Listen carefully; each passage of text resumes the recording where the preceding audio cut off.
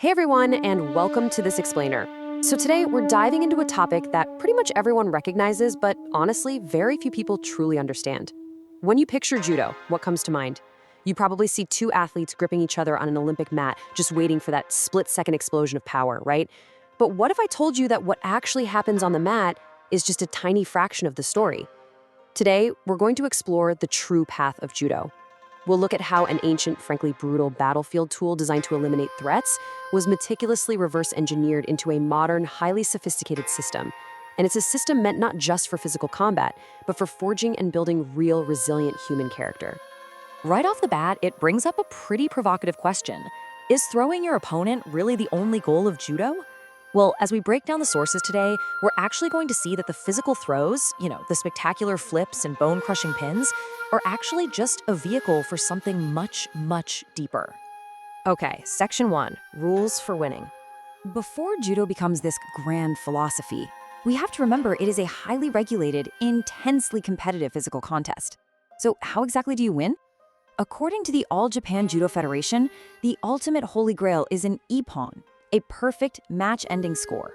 To pull off an ippon with a throw, you have to hit 4 incredibly strict criteria.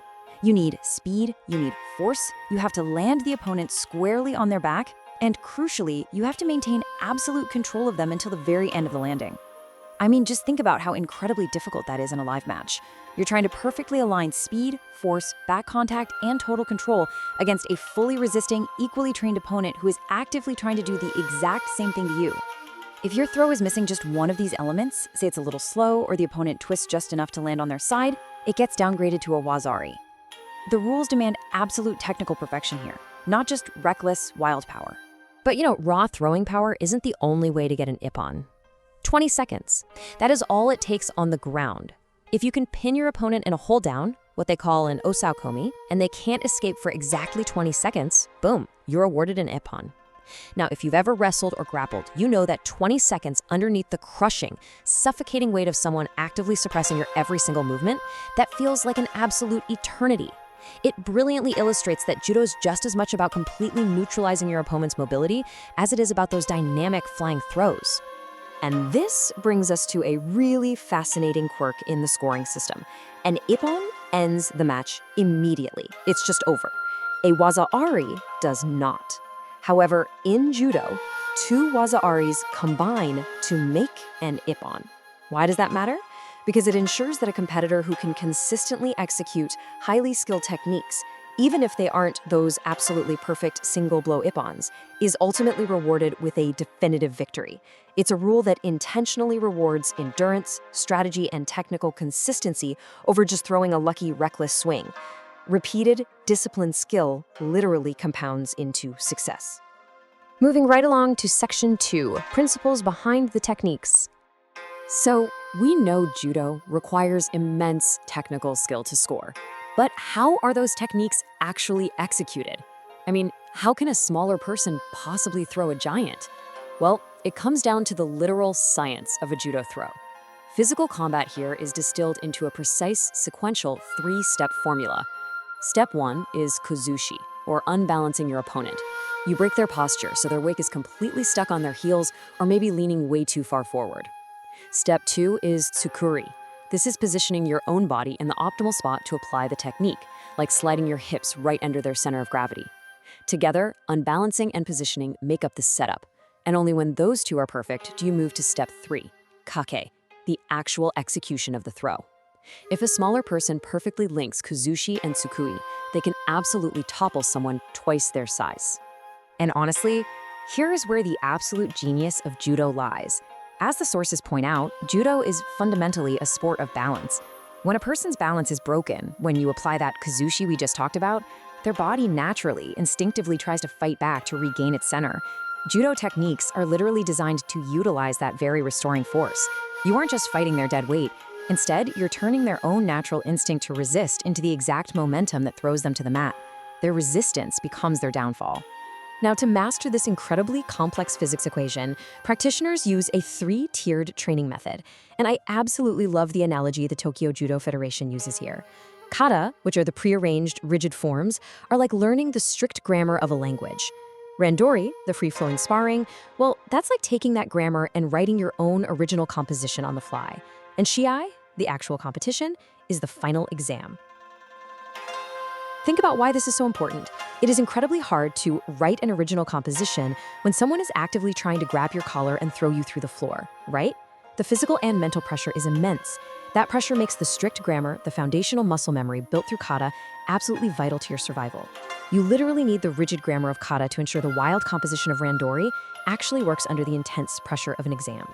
All right, let's look at Section 3, History of Kodokan Judo. The mechanics of these throws didn't just appear out of nowhere. We have to look at the historical context that birthed them, and for that, we follow the timeline of one visionary man, Jigoro Kano. As a physically slight and unfortunately often bullied youth, Kano sought out ancient jujutsu to get stronger and protect himself. But in 1882, right during the rapid modernization of Japan, he didn't just passively learn these ancient combat styles. He systematically researched them, broke them down, and stripped away the most dangerous elements. We're talking fatal strikes or joint locks designed to permanently maim people. He synthesized the safest, most effective grappling techniques into something entirely new, founding the Kodokan. His creation was so refined and impactful that it was actually slated to be a demonstration sport in the canceled 1940 Olympics, before finally becoming an official global Olympic sport in Tokyo in 1964. But why did it spread so globally? It all comes down to Kano's crucial historical pivot. He intentionally changed the name of the discipline from jujutsu to judo. Now, jujutsu translates to the art or technique of combat, meaning it's merely a physical tool designed for war. Do, on the other hand, means the way or the path. It signifies a lifelong philosophical journey towards self-perfection. With that one linguistic shift, Kano transformed a battlefield survival tactic into an educational system meant for holistic personal development. Pretty amazing, right? Which perfectly cues up Section 4, Respect and Mutual Prosperity. This brings us to the ultimate purpose of Kano's creation, the deep philosophical core that guides the entire practice. Kano defined the ultimate principle of judo with the phrase "Sirioko Zenyo," which translates to maximum efficiency. Remember that three-step formula for a throw? Utilizing an opponent's momentum so you use the least amount of effort for the maximum result? Well, Kano argued that this exact same principle of efficiency should be applied completely off the mat. You should use your mental and physical energy in your daily life in the most constructive way possible. For instance, think about de-escalating a heated argument at work. Rather than meeting aggressive anger with more anger, which takes massive energy and just causes destruction, maximum efficiency means listening, stepping aside from the direct confrontation, and redirecting that person's emotional energy toward a constructive solution. It's basically executing a perfect throw, but in a boardroom. And what is the ultimate goal of that maximum efficiency? It's jita kyoei, mutual prosperity. Think about it. In judo, you literally cannot learn without a partner. You need someone to let you throw them, and you absolutely must safely catch them in return. This mutual trust on the mat is meant to be a micro-model for society. By elevating yourself through hard work and elevating your partner through safe practice, you're training to contribute to human and social progress. We thrive together, or not at all.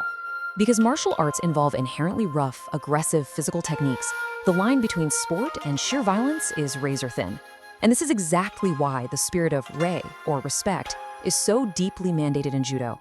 Strict etiquette, bowing, forbidding cursing, banning reckless movements that could injure a partner just out of some selfish desire to win. That etiquette is the absolute barrier keeping the art from devolving into a mere street brawl. When that respect is lost, the mutual trust required to practice breaks down entirely. Without it, the environment becomes unsafe, the learning stops cold, and the community fractures. There's a line from the Kodokan texts that I think is just brilliant.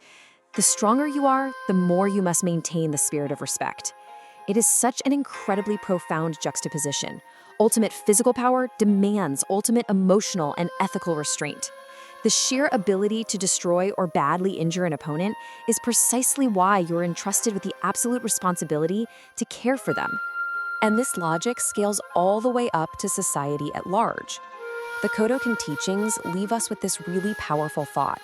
The respect we must consider most today is for unseen people, a sense of public morality and public spirit.